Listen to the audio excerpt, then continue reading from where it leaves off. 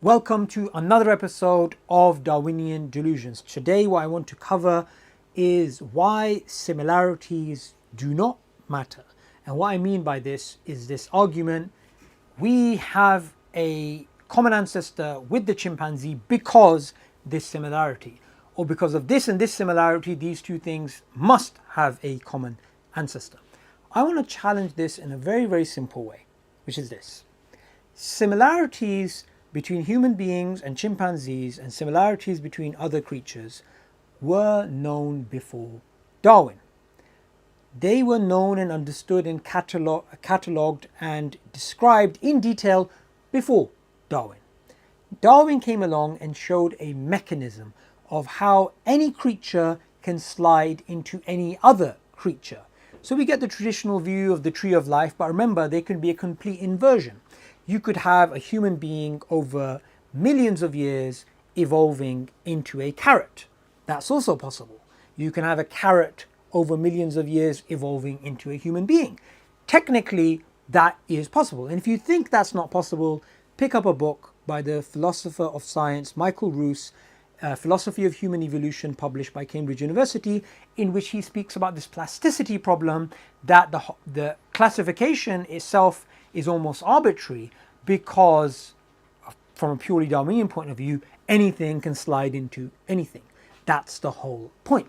So similarities on their own mean nothing until you have a mechanism, and all the mechanism does is it makes it more probable if that mechanism is valid and it's shown to work. Now, if somebody points out, but look, there's a similarity between the elbow of a human being and the similarity between that and the chimpanzee, well, the first thing that we need to do is this. We need to ask, are you saying that you believe that humans and chimpanzees have a common ancestor because you are assuming common ancestry? You are assuming homology. If the answer is yes, then you should leave that person alone. You should say, that's fine. You are assuming a common ancestor between human beings and chimpanzees because there's a similarity between the two. I don't have a problem with that, and scientifically there's nothing wrong with that. However, if you say, no, I am not assuming, I am saying this is a conclusion, and I'm saying this is true, in that case, you would have to be corrected. Because essentially what you're saying is this. Here's your argument. Similarities are due to common descent. Similarities exist. Therefore, similarities are due to common descent, which is circular reasoning.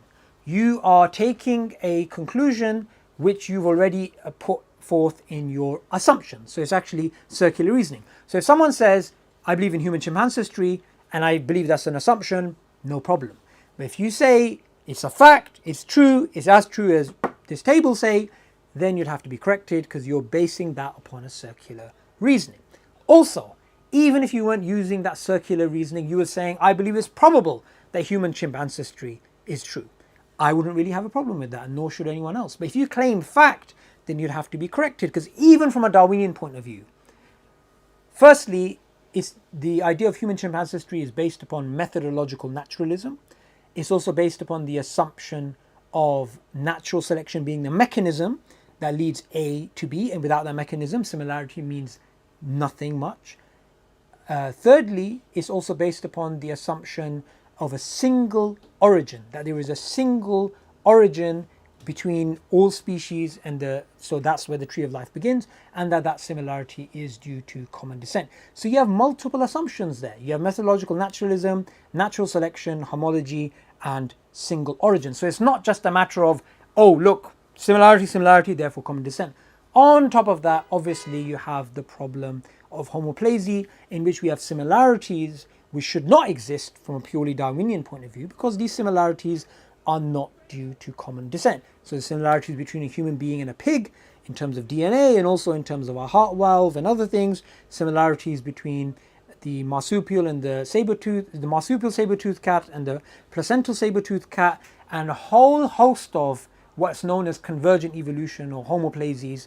These do not make any sense. So this very simplistic understanding, similarities are due to common descent, is not the correct academic understanding. Similarities on their own were known before Darwin, and similarities don't count for anything until you have a valid mechanism, and at best they then become probabilistic if those four assumptions are assumed, and you make an inference from that.